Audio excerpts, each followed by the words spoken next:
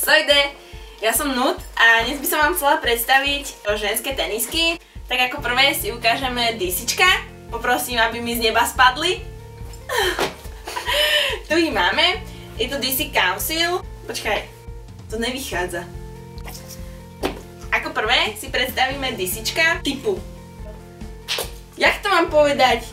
Štýl, typ. DCčka typu Council Mid so semišovým zvrškom. Spodok majú vlastne gumu. Čo to je? Podrážka. Podrážku majú z gumy.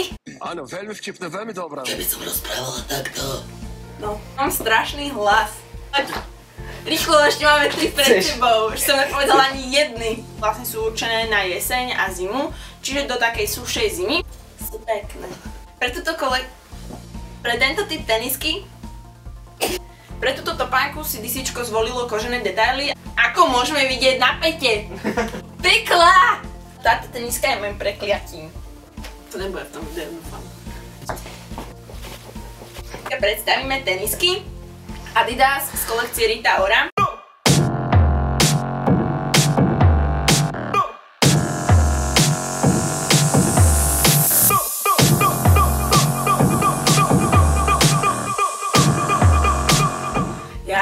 Improvizujem. Sú zaujímavé vlastne tým, že majú grafiku s kvetinkami, lienkami a tak. Zaujímavým dizajnom. Teraz to dám. Vlastne sú vysoké až po členok, čiže by mali chrániť členok.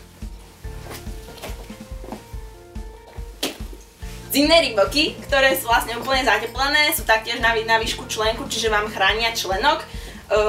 Ako detaily použili kožu okolo špičky topánky.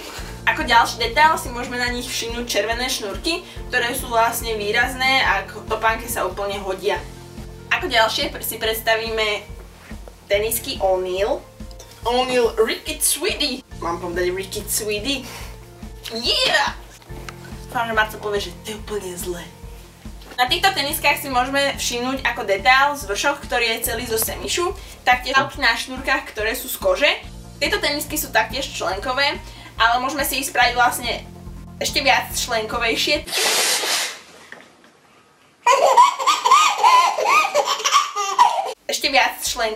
Tým, že vlastne zdvihneme toto.